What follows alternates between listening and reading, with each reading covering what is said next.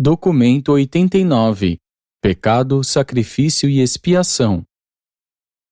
O homem primitivo via a si mesmo em constante débito para com os espíritos e em necessidade de redenção.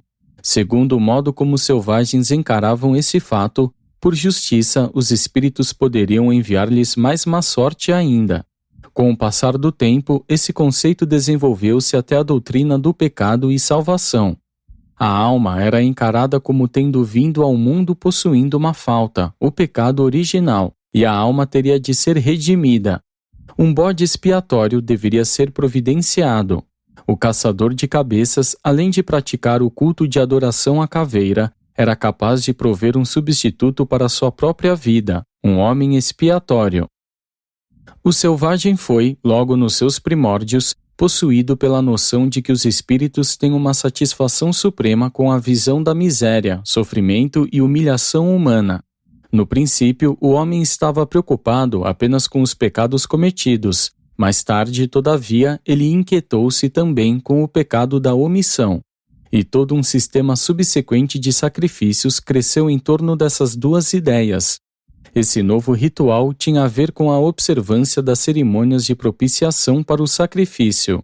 O homem primitivo acreditava que algo especial devia ser feito para conquistar o favorecimento dos deuses. Apenas a civilização avançada reconhece um Deus coerentemente equilibrado e benevolente. A propiação era mais um seguro contra a má sorte imediata do que um investimento na bênção futura. E os rituais do livramento, exorcismo, coerção e propiciação, todos combinam-se uns com os outros. 1. O tabu. A observância de um tabu foi o esforço do homem para evitar a má sorte, para livrar-se de ofender os fantasmas espirituais, evitando várias coisas. Os tabus inicialmente foram não religiosos, mas logo adquiriram a aprovação dos fantasmas ou dos espíritos e, quando reforçados assim, transformaram-se nos elaboradores das leis e instituições. O tabu é a fonte dos padrões dos cerimoniais e o ancestral do autocontrole primitivo.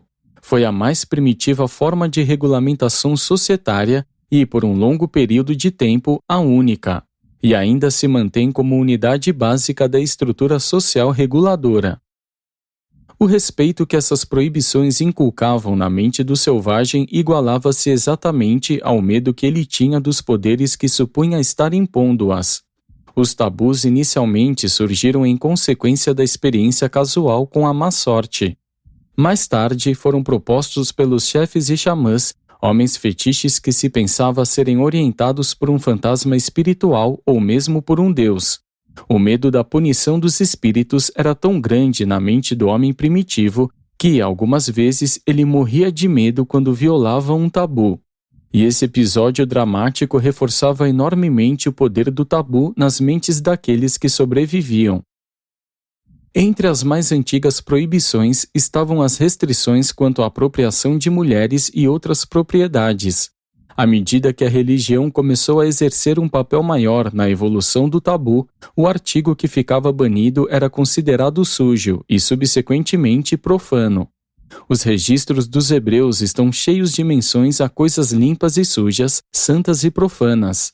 Contudo, as suas crenças nessas direções foram sempre muito menos embaraçosas e amplas do que as de muitos outros povos. Os 7 mandamentos da Dalamátia e do Éden, bem como as 10 obrigações dos hebreus, eram tabus definidos, expressos todos na mesma forma negativa das mais antigas proibições. Esses códigos mais novos, entretanto, tiveram uma influência verdadeiramente emancipadora, pois tomaram o lugar de milhares de tabus pré-existentes. E, mais que isso, tais mandamentos mais recentes definitivamente prometiam algo em recompensa pela obediência. Os tabus primitivos sobre os alimentos originaram-se do fetichismo e totemismo. Os suínos eram sagrados para os fenícios, a vaca para os indianos. O tabu egípcio sobre a carne de porco foi perpetuado pelas fés hebraica e islâmica. Uma variante do tabu dos alimentos foi a crença de que se uma mulher grávida pensasse muito sobre um determinado alimento, a sua criança, quando nascesse, seria um eco daquele alimento, o qual seria um tabu para a criança. Os métodos da alimentação logo se fizeram um tabu, e assim originaram-se as etiquetas antigas e modernas à mesa. Os sistemas de castas e níveis sociais são vestígios de antigas proibições.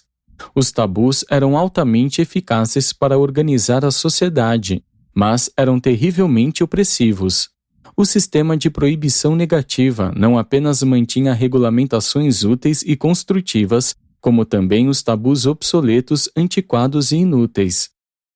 Não havia, contudo, uma sociedade civilizada a restringir o homem primitivo, a não ser por esses tabus bem difundidos e variados. E o tabu nunca teria perdurado, não fossem as próprias sanções das religiões primitivas que o sustentavam. Muitos dos fatores essenciais à evolução do homem têm sido altamente dispendiosos, têm custado vastos tesouros de esforços, de sacrifícios e de renúncias. Mas essas realizações no sentido do autocontrole foram os verdadeiros degraus por meio dos quais o homem subiu a escada ascendente da civilização. 2. O conceito de pecado. O medo do acaso e o pavor da má sorte dirigiram literalmente o homem à invenção da religião primitiva como um suposto seguro contra as calamidades. Da mágica e dos fantasmas, a religião evoluiu por meio dos espíritos e fetiches até os tabus. Todas as tribos primitivas tinham a sua árvore de fruta proibida, literalmente a maçã, mas figurativamente consistia de milhares de ramos sobrecarregados de todas as espécies de tabus. E a árvore proibida dizia sempre, tu não. À medida que a mente selvagem evoluiu até o ponto em que podia idealizar os bons e os maus espíritos, e, quando o tabu recebeu a sanção solene da religião que evoluía, o cenário preparou-se para o aparecimento da nova concepção de pecado. A ideia do pecado foi universalmente estabelecida no mundo antes que a religião revelada tivesse feito a sua entrada. Apenas por meio do conceito do pecado é que a morte natural tornou-se lógica para a mente primitiva. O pecado era a transgressão do tabu, e a morte a penalidade para o pecado. O pecado era ritual, não racional, um ato, não um pensamento. E todo esse conceito de pecado foi fomentado pelas tradições residuais do Dilmun e dos dias do pequeno paraíso na Terra. As tradições de Adão e do Jardim do Éden também emprestaram substância ao sonho de uma certa idade dourada à vida no alvorecer da raça. E tudo isso confirmou as ideias expressas posteriormente na crença de que o homem teve a sua origem em uma criação especial, de que ele começou a sua carreira na perfeição e de que a transgressão dos tabus, o pecado, levara-o a cair na sua situação dolorosa mais recente. A violação habitual de um tabu tornou-se um vício. A lei primitiva fez do vício um crime. A religião o transformou em um pecado. Entre as tribos primitivas, a violação de um tabu era uma combinação de crime e pecado. A calamidade da comunidade era considerada sempre como uma punição para o pecado tribal. Para aqueles que acreditavam que a prosperidade e a retidão vão juntas, a prosperidade aparente dos perversos causava tanta preocupação que foi necessário inventar os infernos para punir o violador do tabu. Os números desses lugares de punição futura têm variado de 1 a 5. A ideia da confissão e do perdão surgiu muito cedo na religião primitiva. Os homens pediriam o perdão em uma reunião pública pela intenção que tinham de cometer na semana vindoura. A confissão era meramente um rito de remissão e também uma notificação pública de violação, um ritual de gritos. Impuro, impuro. Então se seguiam todos os esquemas ritualísticos de purificação. Todos os povos antigos praticavam tais cerimônias sem sentido. Muitos costumes aparentemente higiênicos das tribos primitivas haviam vindo quase sempre de cerimoniais. 3. Renúncia e humilhação. A renúncia veio como próximo passo na evolução religiosa. O jejum era uma prática comum. Logo, a abstenção de muitas formas de prazer físico se tornou um costume, e especialmente os de natureza sexual. O ritual de jejum estava profundamente arraigado em muitas religiões antigas e foi transmitido a praticamente todos os sistemas modernos de pensamento teológico.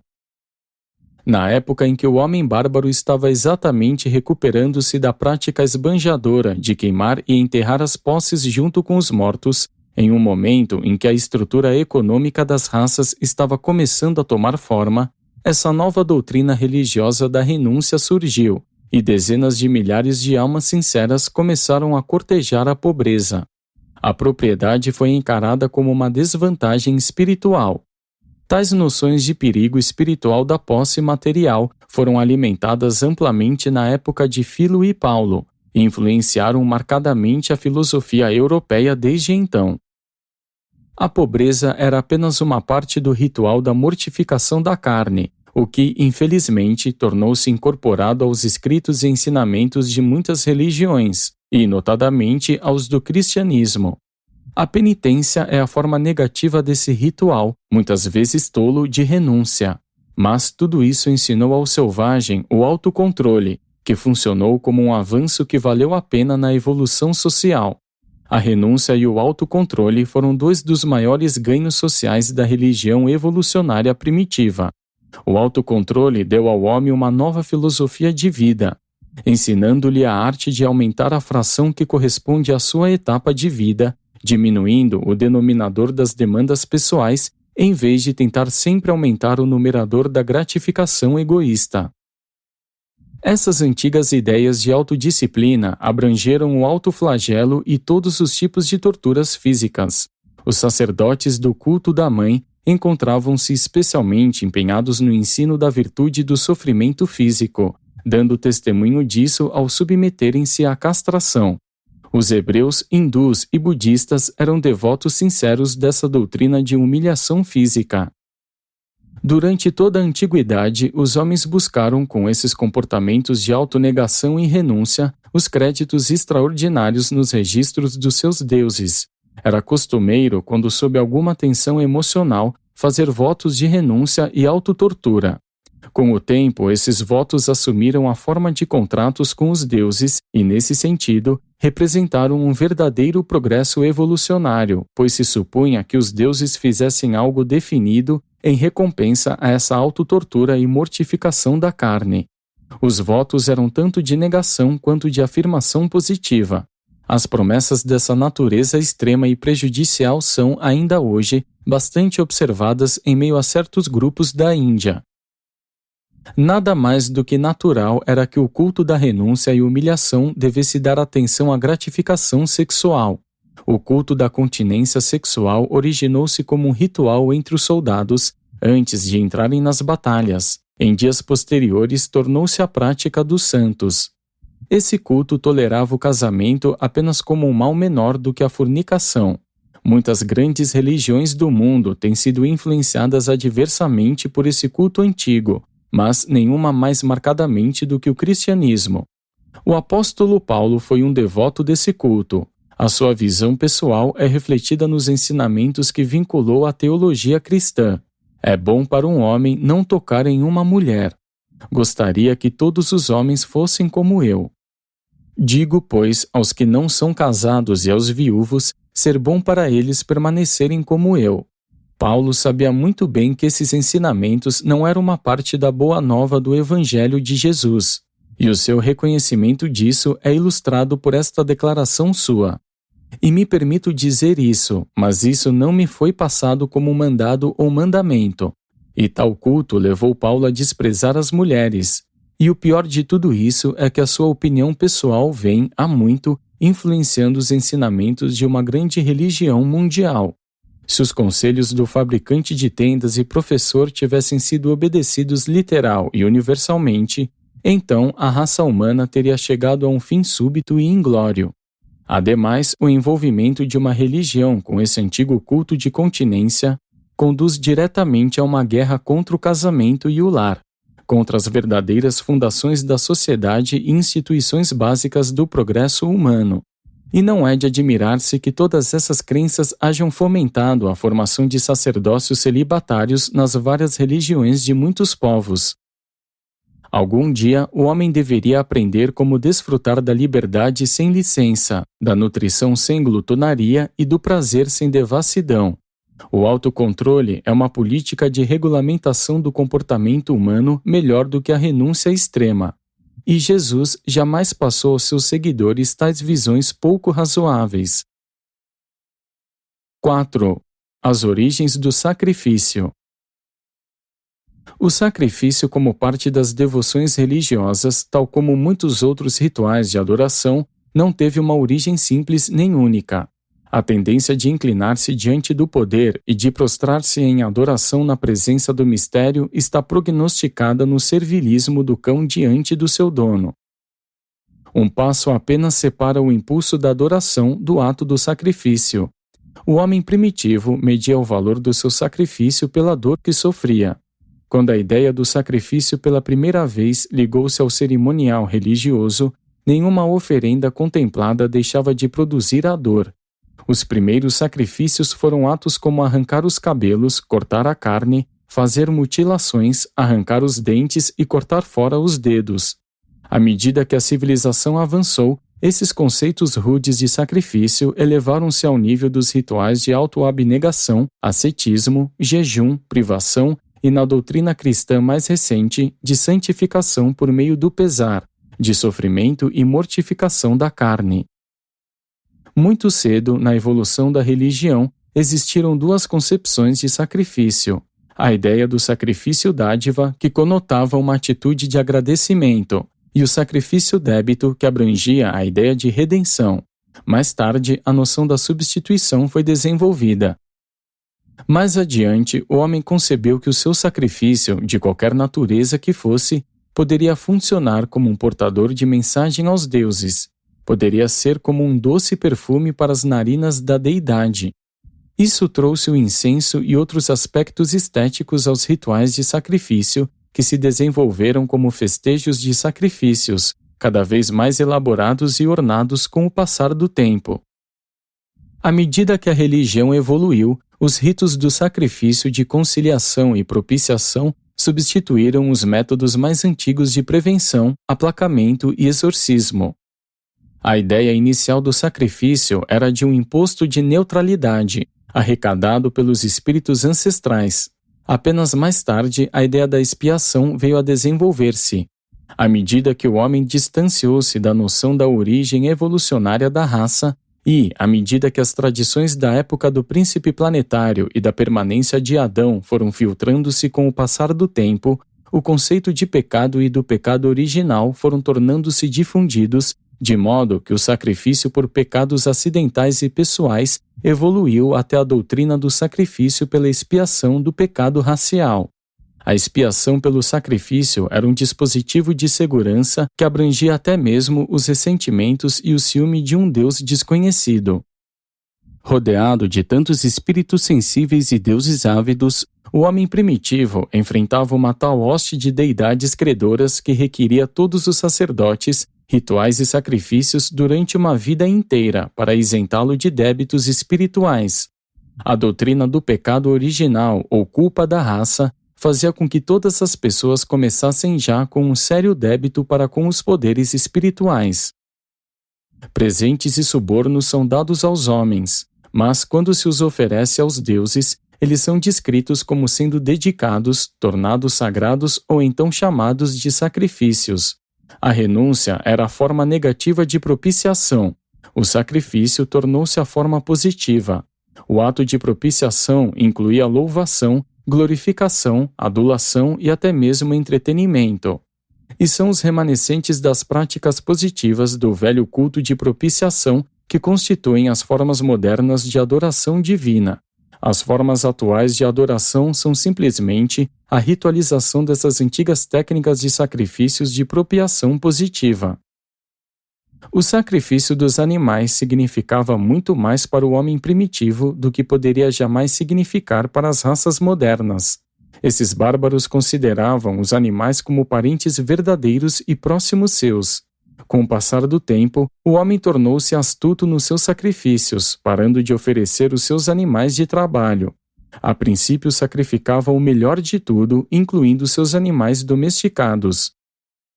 Não foi uma jactância sem fundamento que certo dirigente egípcio teve ao declarar que tinha sacrificado 113.433 escravos, 493.386 cabeças de gado, 88 barcos, 2.756 imagens de ouro, 331.702 jarras de mel e óleo, 228.380 jarras de vinho, 680.714 gansos, 6.744.428 pães e 5.740.352 sacos de moedas. E para fazer isso, ele teve de arrecadar até os impostos sofridos dos seus súditos submetidos a um trabalho exaustivo. A mera necessidade finalmente levou os semi-selvagens a comerem parte material dos seus sacrifícios, os deuses havendo desfrutado já da alma deles. E esse costume encontrou a sua justificação sob o pretexto do antigo banquete sagrado, um serviço de comunhão de acordo com os usos modernos. 5. Sacrifícios e canibalismo. As ideias modernas do canibalismo primitivo são inteiramente errôneas. Ele era uma parte dos costumes da sociedade primitiva. Do mesmo modo que o canibalismo é tradicionalmente horrível para a civilização moderna, era parte da estrutura social e religiosa da sociedade primitiva. Os interesses grupais ditavam a prática do canibalismo. Ele nasceu instigado pela necessidade e perdurou devido à escravidão, superstição e ignorância. Era um costume social, econômico, religioso e militar. Sendo canibal, o homem primitivo gostava da carne humana e, pois, a oferecia como um presente alimentício aos seus espíritos e deuses primitivos. Já que os espíritos fantasmas eram apenas homens modificados, e posto que a comida era a maior necessidade humana, então o alimento deveria também ser a maior necessidade de um espírito. O canibalismo chegou a ser quase universal entre as raças em evolução. Todos os Sanjiques eram canibais, mas originalmente os Andonitas não o eram, nem os Noditas, nem os Adamitas. Nem os Anditas o foram até o momento em que se misturaram bastante com as raças evolucionárias. O gosto pela carne humana aumenta, tendo começado por meio da fome, por amizade, vingança ou ritual religioso. Comer a carne humana transforma-se no canibalismo habitual. O canibalismo surgiu por causa da escassez de alimento, embora esta haja sido poucas vezes a razão fundamental. Os esquimós e os andonitas primitivos, entretanto, raramente eram canibais, exceto em épocas de fome. Os homens vermelhos, especialmente na América Central, eram canibais. Chegou a ser uma prática generalizada que as mães primitivas matassem e comessem os seus próprios filhos para renovar as energias perdidas na concepção. E em Queensland, o primeiro filho ainda é assim frequentemente morto e devorado. Em tempos recentes, o canibalismo tem sido deliberadamente adotado por muitas tribos africanas como uma medida de guerra, uma espécie de atrocidade com a qual aterrorizar os vizinhos. Um certo canibalismo resultou da degeneração de algumas linhagens superiores, mas prevaleceu sobretudo em meio às raças evolucionárias. Comer a carne humana começou em uma época em que os homens experimentaram emoções intensas e amargas a respeito dos seus inimigos e tornou-se uma parte de uma cerimônia solene de vingança. Acreditava-se que o fantasma de um inimigo poderia, desse modo, ser destruído ou fundido com aquele de quem comia. Foi uma crença bem difundida a de que os feiticeiros alcançavam seus poderes comendo carne humana. Alguns grupos de canibais consumiam apenas os da sua própria tribo, como uma espécie de endogamia pseudo-espiritual que se supunha acentuar a solidariedade tribal. Mas também comiam os inimigos como vingança e embalados pela ideia de apropriar-se da sua força. Era considerado uma honra para a alma de um amigo ou companheiro tribal que o seu corpo fosse comido, e ao mesmo tempo, devorar o inimigo nada mais era do que uma punição para com ele. A mente selvagem não tinha pretensões de ser coerente. Entre algumas tribos, os pais idosos buscavam ser comidos pelos seus filhos. Entre outras, era costumeiro evitar comer parentes próximos, os seus corpos sendo vendidos ou trocados pelos de estranhos.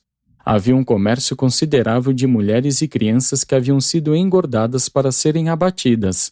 Quando a doença ou a guerra deixava de exercer o controle da população, o excesso era comido sem cerimônias. O canibalismo tem desaparecido gradualmente por causa das seguintes influências. 1. Às vezes, assumir responsabilidades coletiva por infligir-se a pena de morte a um companheiro de tribo tornava-se uma cerimônia comunitária. A culpa pelo sangue derramado deixa de ser um crime quando todos ficam envolvidos nessa culpa, quando se torna um ato da sociedade.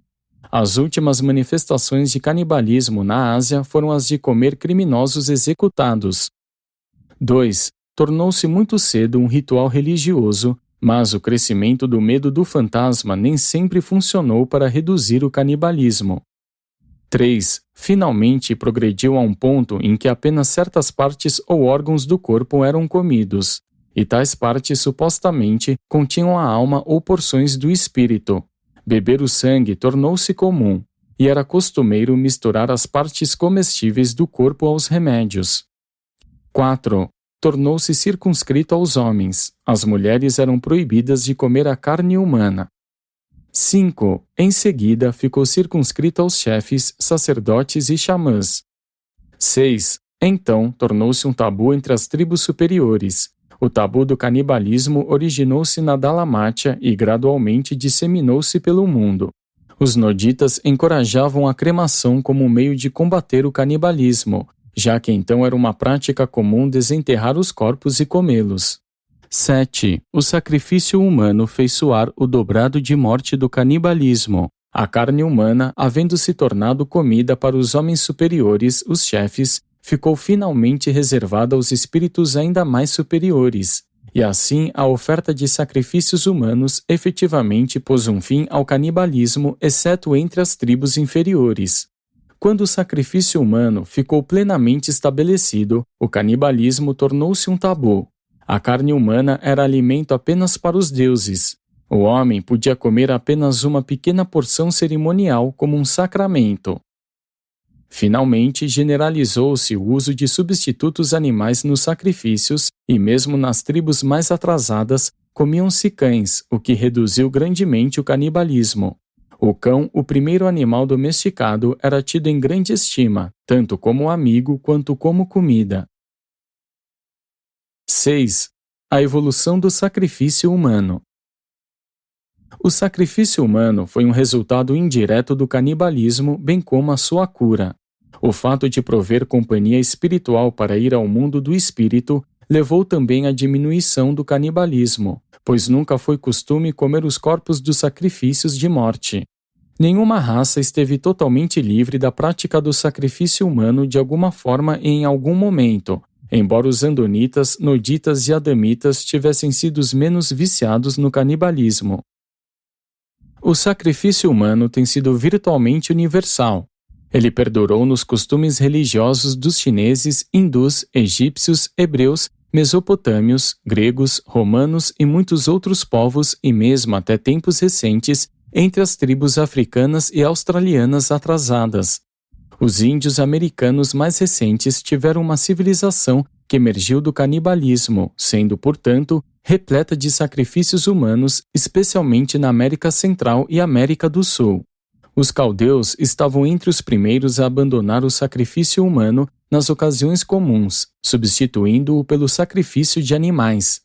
Cerca de 2000 anos atrás, o imperador japonês de bom coração introduziu imagens de argila para ocupar o lugar dos humanos sacrificados, mas foi há menos de 1000 anos que esses sacrifícios terminaram no norte da Europa. Entre algumas tribos retrógradas, o sacrifício humano é ainda efetuado por voluntários em uma espécie de suicídio ritual religioso. Um xamã certa vez ordenou o sacrifício de um velho homem muito respeitado de uma certa tribo. O povo revoltou-se e todos recusaram-se a obedecê-lo. Então o velho homem fez com que o seu próprio filho o matasse. Os antigos realmente acreditavam nesse costume. Não existe registro de uma experiência mais trágica e patética e que ilustra as dolorosas contendas entre os costumes religiosos antigos e honrados e as exigências contrárias da civilização em avanço do que a narrativa hebraica de Jefté e sua única filha. Como era um costume comum, esse homem bem-intencionado fez um voto tolo, tendo barganhado com o Deus das batalhas, concordando em pagar um certo preço pela vitória sobre os seus inimigos. E esse preço era sacrificar a primeira pessoa que saísse da sua casa para encontrá-lo quando voltasse ao seu lar. Jefté pensou que um dos seus confiáveis escravos estaria à mão para saudá-lo, mas aconteceu que a sua única filha saiu para dar-lhe as boas-vindas ao lar. E assim, mesmo em uma data recente, em meio a um povo supostamente civilizado, essa bela jovem, depois de 2 meses lamentando seu destino, foi de fato oferecida como um sacrifício humano pelo seu pai e com a aprovação dos seus companheiros de tribo. E tudo isso foi feito enfrentando as rigorosas ordens de Moisés contra a oferenda de sacrifício humano. Homens e mulheres, todavia, obstinam-se no vício de fazer votos tolos e desnecessários. E os homens de outrora tinham essas promessas como altamente sagradas. Nos tempos antigos, quando a construção de um novo prédio de alguma importância era iniciada, era costume matar um ser humano como um sacrifício à fundação. Isso provia para que um espírito fantasma vigiasse e protegesse a estrutura. Quando os chineses se preparavam para fundir um sino, o costume decretava o sacrifício de uma jovem ao menos com o propósito de melhorar o tom do sino. A moça escolhida era jogada viva no metal derretido. Muitos grupos há muito mantinham a prática de incorporar escravos vivos a paredes importantes. Em tempos mais recentes, as tribos do norte da Europa passaram a usar a sombra de alguém que passava, nesse costume de incorporar pessoas vivas nas paredes de novos prédios. Os chineses enterravam em uma parede aqueles trabalhadores que morriam enquanto a construíam. Ao construir as paredes de Jericó, um pequeno rei da Palestina lançou a fundação sobre Abirã, o seu primogênito, e fez os portões sobre o seu filho mais jovem Segube. Naquela data recente, não apenas esse pai pôs 2 dos seus filhos vivos nos buracos da fundação dos portões da cidade, mas esse ato é também registrado como estando de acordo com a palavra do Senhor. Moisés havia proibido tais sacrifícios nas fundações.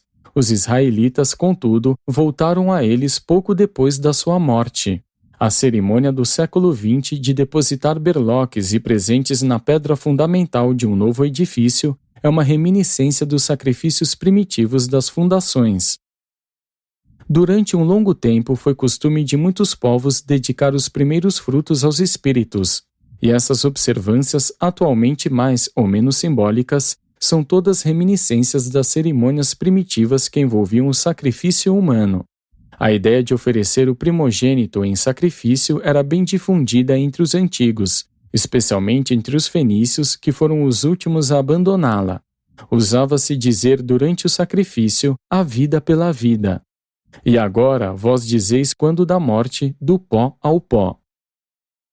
O espetáculo de Abraão coagido a sacrificar o seu filho Isaque, ainda que chocante para suas suscetibilidades civilizadas, não era uma ideia nova nem estranha para os homens daqueles tempos. Havia sido prática comum que os pais, em tempos de grandes pressões emocionais, sacrificassem os seus filhos primogênitos. Muitos povos têm uma tradição análoga a dessa história, pois certa vez existia uma crença mundial profunda de que era necessário ofertar um sacrifício humano quando qualquer coisa extraordinária ou inusitada acontecia. 7. As modificações do sacrifício humano. Moisés tentou dar um fim aos sacrifícios humanos, inaugurando como substituto o sistema de resgate. Ele estabeleceu um programa sistemático que permitia ao seu povo escapar dos piores resultados dos seus votos imprudentes e tolos. Terras, propriedades e filhos podiam ser redimidos segundo as espórtulas estabelecidas, pagáveis aos sacerdotes. Os grupos que deixaram de sacrificar os seus primogênitos logo estavam em grandes vantagens sobre os vizinhos menos avançados, que continuavam com esses atos de atrocidade. Muitas dessas tribos atrasadas foram não apenas grandemente enfraquecidas pela perda de filhos, como também a sucessão da liderança era frequentemente interrompida. Uma consequência do sacrifício de filhos que já passava foi o costume de lambuzar as ombreiras das portas da casa com sangue para proteger os primogênitos. Isto era frequentemente feito em uma das festas sagradas do ano, e essa cerimônia existiu na maior parte do mundo, no México ao Egito. Mesmo depois que a maioria dos grupos havia cessado a matança ritual de filhos, era costume abandonar um infante na selva ou em um pequeno barco na água. Se a criança sobrevivesse, julgava-se que os deuses haviam intervindo para preservá-la, como nas tradições de Sargon, Moisés, Ciro e Rômulo. Então veio a prática de dedicar os filhos primogênitos, considerando-os sagrados ou sacrificáveis, permitindo-lhes crescer e depois os exilando em vez de sacrificá-los. Essa foi a origem da colonização. Os romanos aderiram a esse costume no seu esquema de colonização. Muitas das ligações excêntricas de libertinagem sexual combinada à adoração primitiva tiveram a sua origem no sacrifício humano. Nos tempos de outrora, se uma mulher deparava-se com caçadores de cabeças, ela podia salvar a sua vida rendendo-se sexualmente. Posteriormente, uma donzela consagrada aos deuses em sacrifício poderia escolher salvar a sua vida dedicando seu corpo à vida no serviço do sexo sagrado nos templos. Desse modo, ela podia ganhar o dinheiro necessário à sua redenção. Os antigos consideravam como sendo altamente elevado ter relações sexuais com uma mulher engajada assim em resgatar a sua vida. A relação com tais donzelas sagradas era uma cerimônia religiosa e, além do que, todo esse ritual proporcionava uma desculpa aceitável para a gratificação sexual comum. Essa era uma espécie sutil de enganar a si próprio, que tanto as donzelas quanto seus consortes deliciavam-se de praticar entre si. Os costumes estão sempre atrasados em relação aos progressos evolucionários da civilização, e assim sendo, sancionam as práticas sexuais mais primitivas e selvagens das raças em evolução. A prostituição nos templos finalmente difundiu-se no sul da Europa e na Ásia. O dinheiro ganho pelas prostitutas dos templos era considerado sagrado por todos os povos, uma alta dádiva a ser apresentada aos deuses. Mulheres do mais alto nível enchiam os mercados sexuais dos templos, e, pois, devotavam os seus ganhos a todas as espécies de serviços sagrados e trabalhos de benefício público. Muitas das melhores classes de mulheres coletavam seus dotes por meio do serviço do sexo temporário nos templos, e a maior parte dos homens preferia ter essas mulheres como esposas. 8. Redenção e alianças. A redenção por meio do sacrifício e a prostituição nos templos, na realidade, foram modificações do sacrifício humano. Em seguida veio o simulacro do sacrifício das filhas. Essa cerimônia consistia em uma sangria com a dedicação de virgindade vitalícia, e foi uma reação moral à antiga prostituição nos templos. Em tempos mais recentes, as virgens dedicavam-se ao serviço de manter os fogos sagrados dos templos. Os homens finalmente conceberam a ideia de que oferecer alguma parte do corpo poderia tomar o lugar do antigo e completo sacrifício humano. A mutilação física era também considerada como uma substituta aceitável. Cabelos, unhas, sangue e até mesmo os dedos de mãos e pés eram sacrificados. O rito posterior, mas também antigo e quase universal, da circuncisão foi uma consequência do culto do sacrifício parcial. Acontecia puramente por sacrifício. Nenhum pensamento de higiene era ligado a ele. Os homens eram circuncidados, as mulheres tinham as suas orelhas furadas. Ulteriormente, tornou-se costume atar os dedos em vez de cortá-los. Raspar a cabeça ou cortar o cabelo também foi uma forma de devoção religiosa. Fazer eunucos, a princípio, foi uma modificação da ideia do sacrifício humano.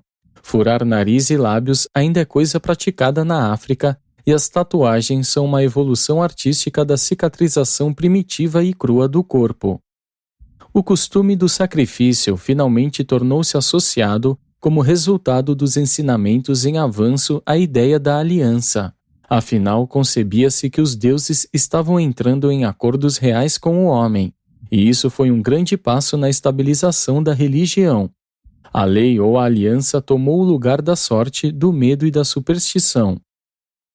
O homem não poderia sequer sonhar em celebrar contratos com a deidade antes que o seu conceito de Deus tivesse avançado até o nível em que os controladores do universo fossem considerados confiáveis.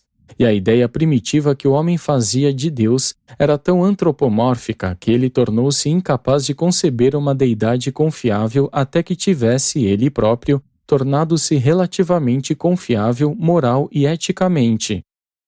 Mas a ideia de celebrar uma aliança com os deuses finalmente passou a existir. O homem evolucionário finalmente adquiriu uma dignidade moral tal que o fez atrever-se a barganhar com os seus deuses. E assim, o tráfico de oferendas de sacrifícios gradualmente desenvolveu-se, chegando ao jogo da barganha filosófica do homem com Deus. E tudo isso representou um novo recurso para fazer o seguro contra a má sorte, ou antes, uma técnica aperfeiçoada para adquirir a prosperidade de modo mais definido. Não deveis nutrir a ideia errônea de que os sacrifícios primitivos tivessem sido uma dádiva livre e gratuita aos deuses, uma oferenda espontânea de gratidão ou agradecimento. Não eram a expressão da verdadeira adoração. As formas primitivas de oração nada mais eram do que barganhas com os espíritos, um jogo de argumentos com os deuses. Era uma espécie de permuta, na qual pleito e persuasão foram substituídos por algo mais tangível e precioso. O comércio em desenvolvimento entre as raças havia inculcado o espírito da troca e desenvolvido a astúcia da permuta. E agora esses aspectos começavam a aparecer nos métodos de cultos realizados pelo homem.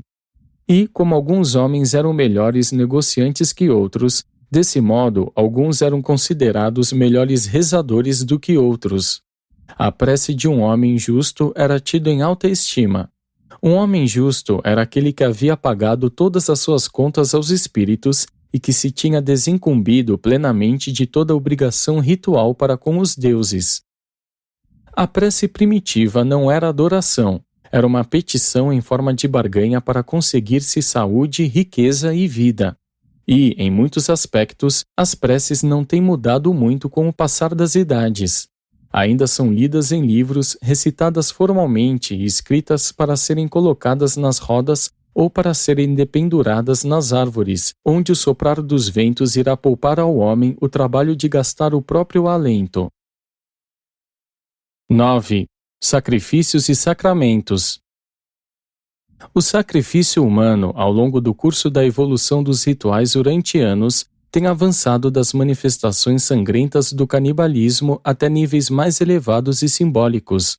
Os rituais primitivos de sacrifícios deram origem a cerimônias posteriores do sacramento. Em épocas mais recentes, apenas o sacerdote compartilharia de um pequeno pedaço do sacrifício canibalesco ou de uma gota de sangue humano, e então todos comeriam do animal substituto. Essas ideias primitivas sobre o resgate, redenção e alianças têm evoluído, chegando aos serviços dos sacramentos recentes. E toda essa evolução do cerimonial tem exercido uma influência poderosamente socializadora. Durante o culto da Mãe de Deus no México e em outros lugares, bolos e vinho foram utilizados finalmente como sacramentos em lugar da carne e do sangue dos antigos sacrifícios humanos. Os hebreus praticaram esse ritual durante muito tempo como parte de suas cerimônias de Páscoa. E foi esse cerimonial que posteriormente deu origem à versão cristã desse tipo de sacramento. As antigas fraternidades sociais eram baseadas no rito de se beber sangue. A fraternidade judaica primitiva era uma questão de sacrifício de sangue. Paulo começou a construir um novo culto cristão no sangue da aliança eterna.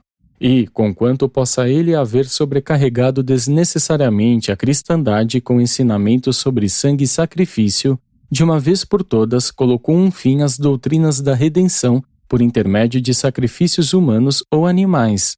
As concessões teológicas feitas por Paulo indicam que mesmo a revelação deve submeter-se ao controle gradativo da evolução.